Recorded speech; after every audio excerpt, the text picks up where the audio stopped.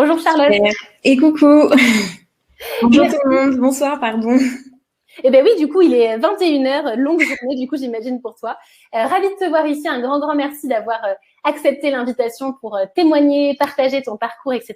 Et du coup, moi, je suis pas forcément très compétente pour pitcher à la place des autres. Donc, je te propose de le faire, de prendre la parole pour expliquer qui tu es, ce que tu faisais avant, ce que tu fais aujourd'hui. Et donc, pour tout le monde, ce qu'on va faire, c'est que Charlotte va vous partager ça vraiment en toute transparence, détente ici. Et du coup, on va prendre vos questions ensuite pendant quelques minutes. Donc, on prendra avec l'équipe vraiment les questions qui ressortent le plus. Et puis voilà. Et c'est parti. Du coup, Charlotte, je te laisse parler. Ok. Et voilà, moi je suis Charlotte, une seconde Charlotte ce soir. Très concrètement, pendant 10 ans, j'ai été salariée et je travaille dans le domaine des ressources humaines. Et puis très concrètement, je manquais de sens dans mon travail. Moi, mes valeurs n'étaient pas du tout alignées avec celles de l'entreprise dans laquelle je travaillais et ça m'affectait énormément. Et très concrètement, au bout d'un moment, j'ai eu le déclic et je me suis dit, je veux créer mon métier passion à moi, donc dans le RH. Et j'avais donc pour projet d'être une RH pour les salariés. J'avais commencé à faire mes petites recherches pour savoir comment je pouvais me lancer dans ce projet-là. Et j'ai découvert Postadem et donc Charlotte et donc Side Project. Et ça a été la révélation. Ça m'a beaucoup apporté. C'était lors du premier confinement, donc c'était en mars 2020. Donc ça remonte déjà, il y a plus d'1 an et demi. Et j'ai fait mon Side Project.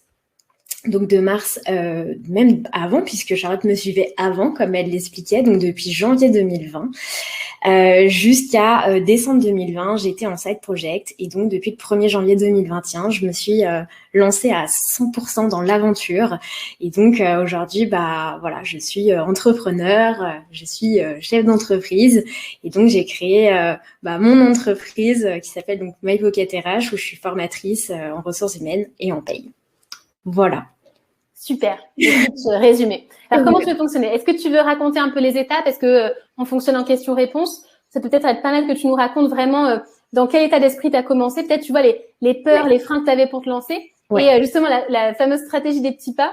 Ça a été quoi les petits pas pour toi? Alors très concrètement, moi mes peurs, alors je sais pas si tu t'en souviens, mais en janvier 2020, je te disais oh là là, mais moi j'ai peur du regard des autres. Très concrètement, mes parents étaient là à me dire non mais Charlotte, tu vas pas quitter ton CDI, t'as une super bonne situation, une super bonne rémunération, ça va pas. Non, tu ne quittes pas ton job. Donc déjà, j'avais le poids de mes parents et de leur opinion. J'avais aussi mon entourage qui trouvait ça bizarre de vouloir se lancer dans une activité entrepreneuriale. Donc déjà, c'était compliqué au niveau de mon entourage. Et puis, j'avais peur aussi du regard de mes collègues si un jour j'annonçais ouvertement que j'avais une activité en parallèle de mon job.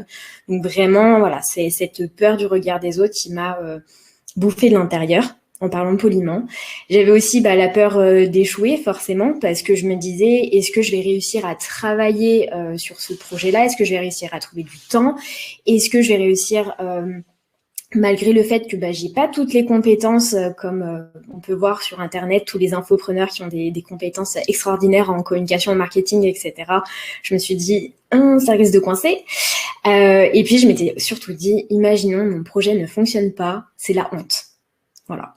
Et j'avais donc ces deux peurs-là et la troisième peur, c'était la peur financière, en me disant comment je vais payer mes factures. Est-ce que je vais réussir à me rémunérer? Enfin, voilà, moi, j'étais pendant 10 ans salariée. J'étais habituée à percevoir un salaire tous les mois. Donc, très concrètement, je me voyais mal quitter mon job du jour au lendemain, ne plus percevoir mon salaire mensuel et donc devoir compter en fait sur mon entreprise ou sur les allocations chômage pour pouvoir en fait vivre de mon activité entrepreneuriale. Donc, c'était vraiment ces 3 grosses peurs que j'ai eues principalement pendant le premier semestre 2020. Ok, super clair. Écoute, on a des questions intéressantes, donc je vais rebondir sur les messages. Et après, on verra justement les actions un peu dans l'ordre que tu as fait, tu vois. Oui. Alors déjà, j'ai vu une remarque qui disait qu'on avait un peu le même parcours. Alors, je précise effectivement que Charlotte était vraiment sur du ressources humaines opérationnelles et paix. Là où moi, j'étais consultante, donc c'est plutôt de la gestion de projet, donc c'est des métiers assez différents. Où quelqu'un disait que c'était la même chose qu'on faisait aujourd'hui en tant qu'indépendante. Effectivement, pour toi, Charlotte, il y a pas mal de liens avec ce que tu faisais avant.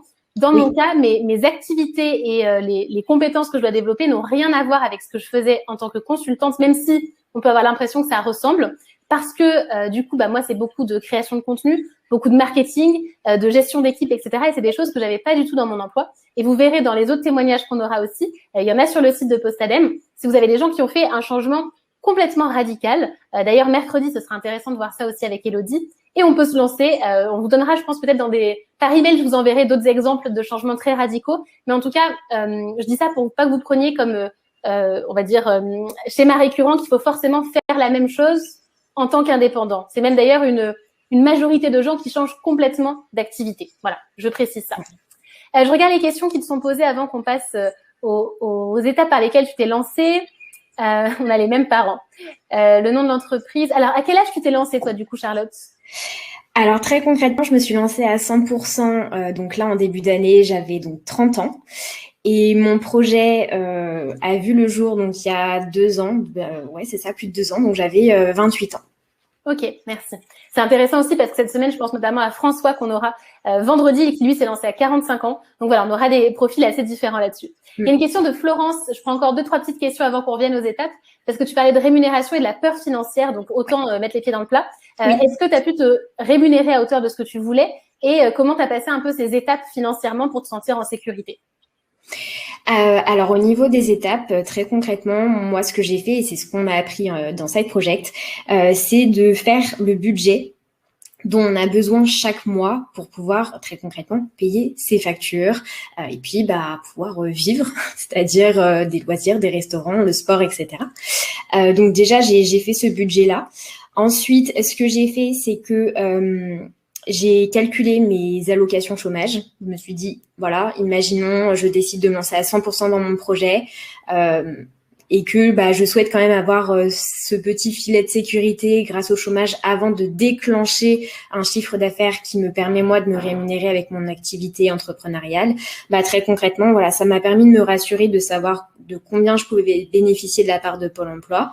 Et aujourd'hui, en toute franchise, depuis le mois de juin, je peux me rémunérer au SMIC. Voilà. Ok, très clair, très très clair. J'espère que ça répond à vos questions là-dessus. Et du coup, on va revenir un peu sur les étapes. Donc on revient, hop, flashback en arrière. C'est le tout début. Et tu dis, ok, donc j'ai à peu près une idée de projet.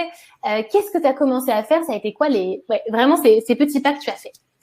Alors, moi, les premiers petits pas, ça a été de chercher sur Internet. Premier réflexe, comme tout le monde, c'est de chercher sur Internet pour savoir comment on fait pour se lancer dans un projet. Je me suis acheté des livres également, voilà, pour me dire, bon, ça va peut-être m'aider, mais très concrètement, voilà, ça m'a apporté des bases, mais ça m'a pas forcément aidé sur le long terme parce que, au final, j'avais besoin d'être accompagnée. En toute honnêteté, c'était les vacances d'hiver. J'étais chez moi et en fait j'étais sur LinkedIn parce que j'étais là à me dire que voilà mon projet verrait jamais le jour, donc je mettais à jour mon profil LinkedIn et je suis en fait tombée sur le profil de Charlotte. Et là j'ai découvert Postadem et là je me suis dit mais Charlotte a tout compris. Elle a compris ce que je ressentais. Elle a compris quel était mon besoin et en fait, je voulais travailler avec Charlotte, avec l'équipe Postadem et je voulais faire la formation Side Project parce que je me suis dit, ça va apporter un plus à mon projet. Ça va me permettre en fait d'avoir les clés pour commencer réellement à travailler sur mon projet, avoir les étapes, avoir les objectifs, à trouver le temps nécessaire pour travailler sur mon projet et le faire évoluer. Et ça a été ça, en fait, au final, mes premiers petits pas. Donc, les recherches, la découverte de Postadem et ensuite la formation Side Project. Ok. Et alors, du coup, quand tu es donc en formation, j'ai un peu la réponse, mais pour que ce soit, tu vois, assez concret pour tout le monde, c'est que donc tu as ton idée. Et comment tu fais? Parce qu'on se dit, mais attends, il faut trouver ses premiers clients, savoir exactement comment on va communiquer sur ce qu'on fait. Comment ça se passe? Comment tu es arrivé jusqu'au fait d'avoir tes tout premiers clients? Eh bien, très concrètement, j'ai donc gardé, moi, mon job salarié. J'ai lancé mon projet en mode side project. J'ai trouvé des cobayes, je mets des guillemets, mais des testeurs, des personnes qui étaient OK pour tester, on va dire, mon offre d'accompagnement, mes formations. Et une fois en fait que j'ai réussi à trouver mes premiers clients. À la base, hein, c'était du bouche à oreille, c'était dans des groupes Facebook, ou alors c'était des copines, voilà. Bah, très concrètement, après, ça s'est fait tout seul. Ça a été des recommandations les uns les autres, et fait un peu boule de neige, je dirais. Ok. Ça a été quoi pour toi le plus gros challenge, au-delà du côté confiance en soi, etc. Mais tu vois, le moment qui t'a semblé le plus difficile, où tu savais pas faire, et au final, tu as trouvé la solution et tu t'en es sorti. Est-ce que tu as quelque chose qui te revient en tête? Oh là là, il y a tellement d'émotions, tellement de souvenirs. Non, franchement, c'était... En fait, très concrètement, toutes ces peurs-là, elles se sont envolées. Tu vois, enfin, alors je sais pas si je réponds bien à ta question ou pas, mais moi, ce dont je me souviens par rapport à l'année dernière, c'est de me dire que les peurs que j'avais au tout début où on s'est rencontrés, elles se sont envolées au fur et à mesure. C'est comme si, en gros, tu avais déconstruit toutes les peurs que moi j'avais eues, et elles sont tombées en fait les unes après les autres. Et c'est ça, en fait, ce dont je me souviens, et ce que je retiens aussi de la formation. Ok, ça marche. On va voir un petit peu les questions, parce que moi je te connais bien, donc c'est pas évident de trouver les questions. Dites-nous un petit peu dans le chat les questions que vous avez envie de poser à Charlotte. On va en prendre 2-3 pour être aussi dans le timing que j'ai promis. Mais vraiment les 2-3 questions qui ressortent le plus. On a parlé des finances. Hop, je vois. Alors, il y a des débats sur la rupture conventionnelle, etc. Donc ça, c'est un sujet à part entière, qui est en plus la spécialité de Charlotte Vauquier, pour le coup. Je vois Noémie qui dit 1 an de side project, ça paraît tellement long. Alors ça, c'est un super bon point. C'est qu'en fait, déjà, la première chose, c'est que quand on démarre, ça peut nous sembler long. On se dit, je vais quitter mon job que dans tant de temps. Le truc, c'est que quand vous faites votre projet en parallèle, ça passe beaucoup plus vite, parce qu'en fait, vous êtes dans l'action. Vous êtes plus dans la frustration de ça n'avance pas. Et en fait, comme vous voyez que ça se développe, c'est beaucoup plus agréable, vous prenez plus votre mal en patience, entre guillemets, jusqu'au jour où vous pouvez le remplacer. Donc, vu de l'extérieur, on peut se dire, que dans 1 an, mais non. En fait, là, si vous commencez là, déjà, dès cette semaine, à concrétiser votre projet, ça va être beaucoup plus agréable. Donc ça, c'est la première chose. Et la deuxième chose, c'est que ça dépend des situations. Il y a des personnes qui vont, je me souviens que dans le programme, il y a des personnes qui se sont lancées pendant le programme, qui ont créé leur micro-entreprise. Il y en a, c'est plus tard. Il y a tous les cas de figure qui sont possibles. C'est vraiment en fonction de vous, vos aspirations, vos contraintes, etc. Je te laisse peut-être rebondir là-dessus, Charlotte, si tu as des choses à ajouter. Alors oui, moi je me souviens par exemple de Elodie, qui était donc pareil dans la même promo que moi, la Side Project 3, qui elle s'est lancée pendant la formation, pendant ces fameux 3 mois, et elle avait déjà ses premiers cobayes, ses premiers clients récurrents, et c'était génial. On s'est tous réjouis pour elle.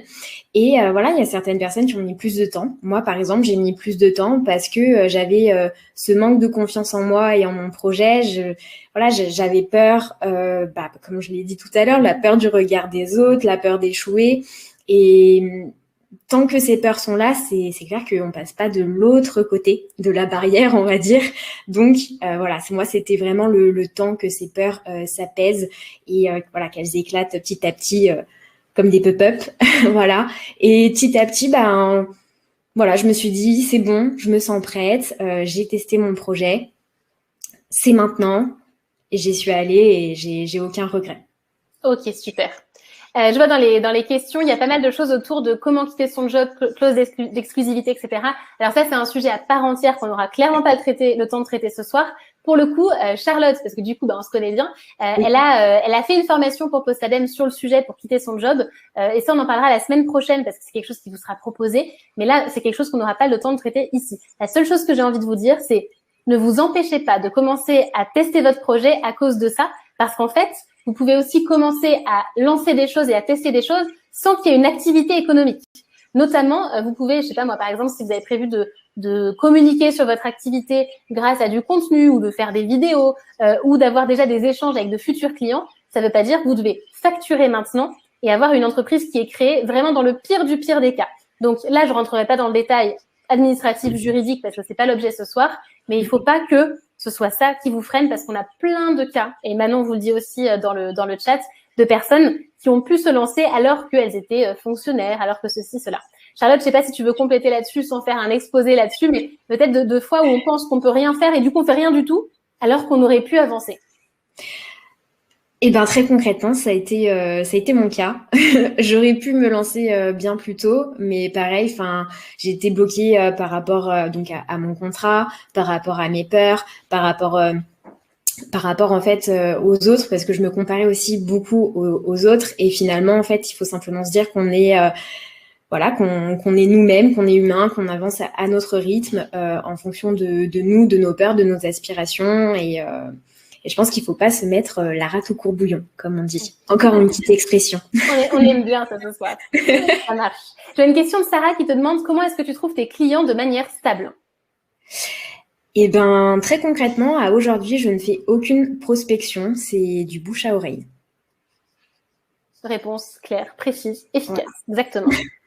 Y a Tina qui demande quelle a été la toute première action concrète pour lancer ton projet. On en a un petit peu parlé, mais peut-être que Tina voudrait quelque chose de précis. Est-ce que c'est par exemple comment tu as eu ton tout premier client ou voilà, je te laisse répondre. Première action concrète pour te lancer. Alors, première action concrète, bah, très concrètement, moi, ça a été de commencer à me renseigner sur le side project. Voilà, pour connaître en fait les bases, par quoi on commence, avec tout ce qui est bah voilà un sondage, enfin l'étude de marché, bref, tous ces mots là, business plan, etc. qui font peur, mais très concrètement, voilà, le fait d'avoir commencé à regarder ces informations là, le fait d'avoir commencé déjà la formation Side Project, moi, ça m'a permis vraiment d'avoir les clés, d'avoir les bases pour commencer déjà mon projet. Et après, donc la question si elle est orientée au niveau client. Bah, très concrètement, ça fait partie aussi de la formation Side Project, c'est que on trouve nos testeurs, nos premiers testeurs, par rapport à notre offre, pour pouvoir la tester, pour pouvoir l'améliorer, et ensuite, et ben très concrètement, on prospecte. Ou alors c'est du bouche à oreille, c'est de la recommandation, etc. Oui, alors on parlait de cobaye tout à l'heure, du coup c'est notre petit jargon pour dire que c'est les clients testent, c'est-à-dire que c'est les personnes qui vont tester notre offre, que ce soit un produit ou un service pour la première fois et qui vont en fonction de ça faire un feedback, un retour et qui vont nous permettre de l'améliorer pour ensuite le proposer à de vrais clients entre guillemets. Tout ça, c'est toute la partie justement lancement client qu'on voit pas ce soir, on est vraiment sur le côté confiance et oser se lancer, c'est des choses qu'on va voir ensemble ensuite et notamment ce sera lundi soir que vous aurez, alors vendredi on parle de comment se rémunérer, donc on sera totalement là-dedans, business plan, études de marché, on en parle vendredi, donc soyez là si c'est une inquiétude. Et lundi prochain pour la masterclass, on va revoir dans l'ordre vraiment les 8 étapes. Il y aura tout qui sera synthétisé, donc je pense que ça répondra à ce genre de questions. C'est pour ça qu'on fait sur une semaine complète, parce qu'il y a beaucoup de choses. Il y a une dernière question, je pense, je regarderai après, mais sur un sujet qu'on n'a pas abordé, c'est comment tu t'es organisé entre à la fois ton job salarié d'un côté et ton side project. Donc vraiment, je pense, organisation de ton temps, de ton agenda, de tes priorités, etc.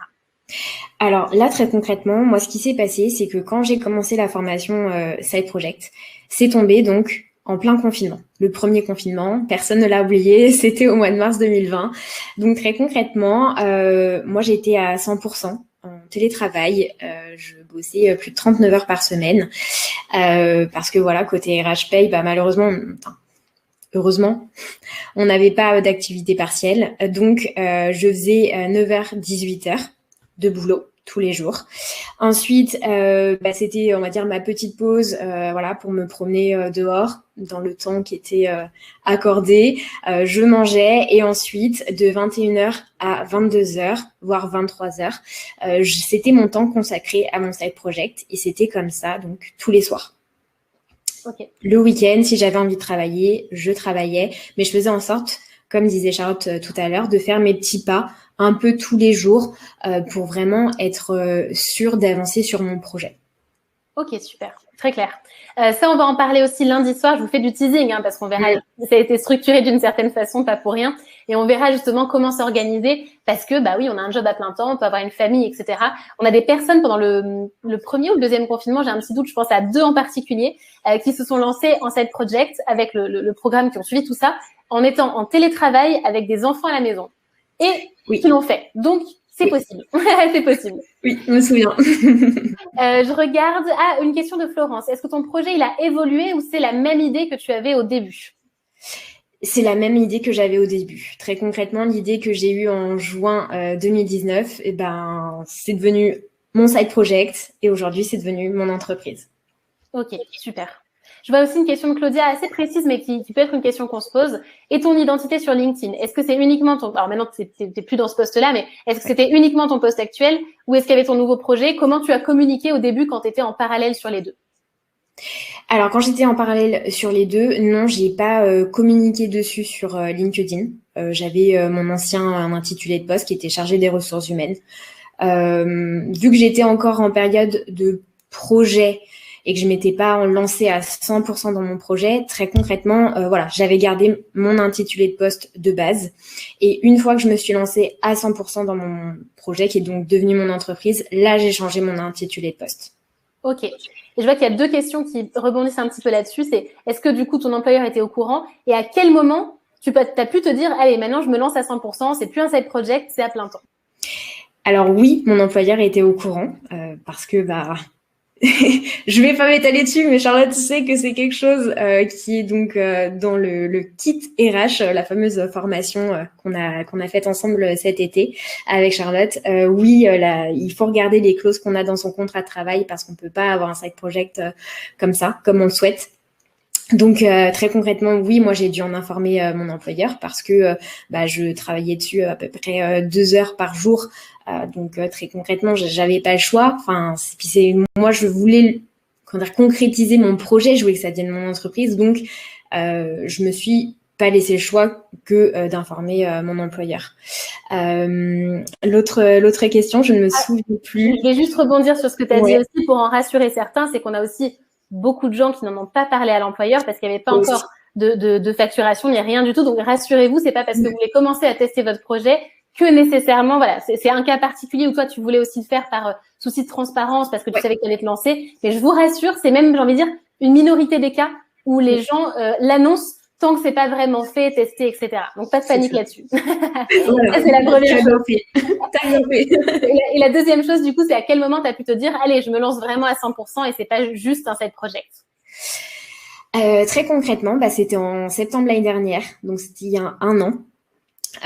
J'ai eu le déclic de me dire c'est maintenant ou jamais. Voilà, je pense que comme pour beaucoup de monde, le confinement, la crise sanitaire, moi ça m'a retourné. Ça m'a fait prendre conscience que la vie elle est trop courte et qu'il faut se lancer malgré les peurs l'on peut avoir. Et puis très concrètement, si on se lance pas, on ne saura pas ce que ça aurait pu donner. Et je voulais pas vivre avec tous ces regrets-là. Donc du coup, en septembre, l'année dernière, j'ai informé mon employeur que je voulais me lancer à 100% donc dans mon projet et que ça devienne donc mon entreprise, mon activité à moi, très concrètement. Et du coup, je suis partie dans le cadre d'une rupture conventionnelle fin décembre de l'année dernière. Tout à fait. Eh bien, écoute, très clair. Voilà. Je regarde dans les commentaires aussi. Allez, on va prendre une dernière question. Je regarde l'heure pour qu'on soit dans les temps qu'on a promis. Une toute dernière question, organisation sur aujourd'hui que tu es à ton compte, du coup. Comment se déroule une journée type pour toi? Pour peut-être aussi que les participants puissent se projeter le jour où ils se seront lancés. C'est ton expérience, hein. Forcément, quand on est à son compte, on a tous des quotidiens différents. Mais toi, dans ton cas, ça se passe comment? Alors, je vais le dire en toute franchise. Je m'étais donné pour objectif qu'en 6 mois, il fallait que mon activité me permette de me rémunérer. Donc, voilà, en toute honnêteté, pendant 6 mois, de janvier à juin, j'ai commencé le matin à 7h30, 8h et je terminais le soir, c'était 22h, 23h. Voilà, c'est quelque chose peut-être et sûrement à ne pas refaire, mais moi c'est quelque chose que j'ai fait parce que c'était mon objectif et j'ai voulu l'atteindre, donc j'ai tout donné. Je me suis donné les moyens en fait de le réussir et ça a fonctionné. Malheureusement, mon corps m'a lâché, donc c'est pas quelque chose que moi je conseille. Par contre, si vraiment vous voulez tout donner à fond dès le début, allez-y. Mais comme on le répète assez souvent, l'entrepreneuriat c'est pas un sprint, c'est un marathon. Donc il faut aller à son rythme, petit pas par petit pas. Donc maintenant que je le sais et que voilà, mon corps m'a lâché donc au mois de juillet. Très concrètement, je vais à mon rythme. Et aujourd'hui, ma journée type, très concrètement, je commence vers 9h, 9h30 et je me prends 2 heures de pause le midi, tranquillou, pour aller promener mon chien, pour prendre l'air, pour manger, le temps de regarder une série, discuter avec mon compagnon. Et ensuite, le soir, je termine, c'est 18h. Voilà, c'est un peu comme des horaires de bureau finalement que je me suis instaurée parce que c'est celles qui me conviennent le mieux. Et puis parfois le soir, si j'ai envie de travailler, et que je suis dans le flow, donc je travaille et je peux travailler jusqu'à 23h minuit. Voilà, je suis plus là à regarder réellement les horaires.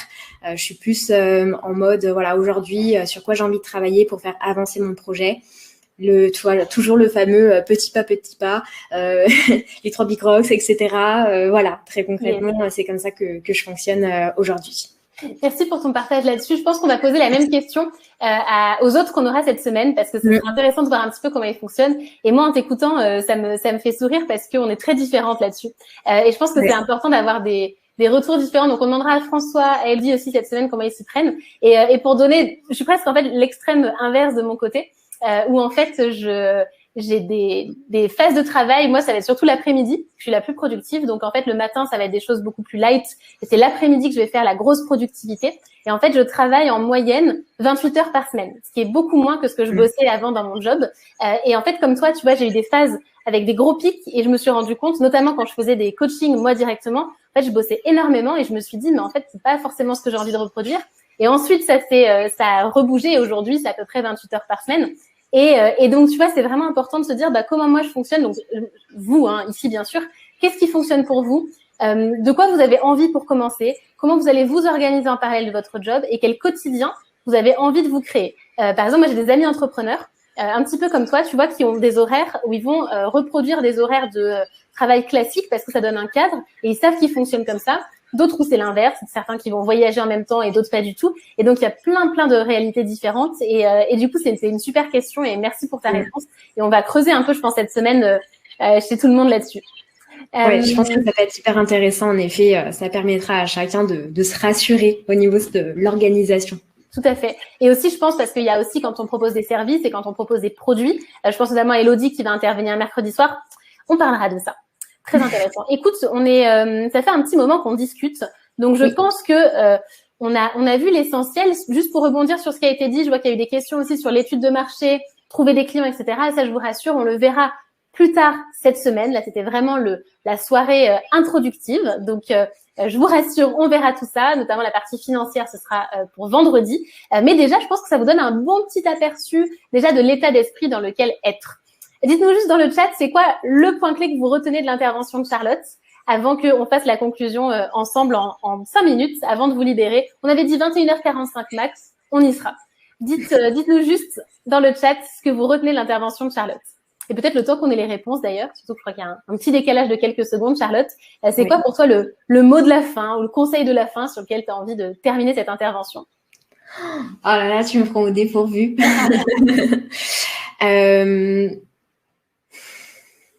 Je dirais que très concrètement, si on a un projet qui nous tient à cœur, il faut se lancer. Parce que si on se lance pas, on va avoir des regrets toute notre vie. Donc franchement, ça serait trop dommage, vraiment.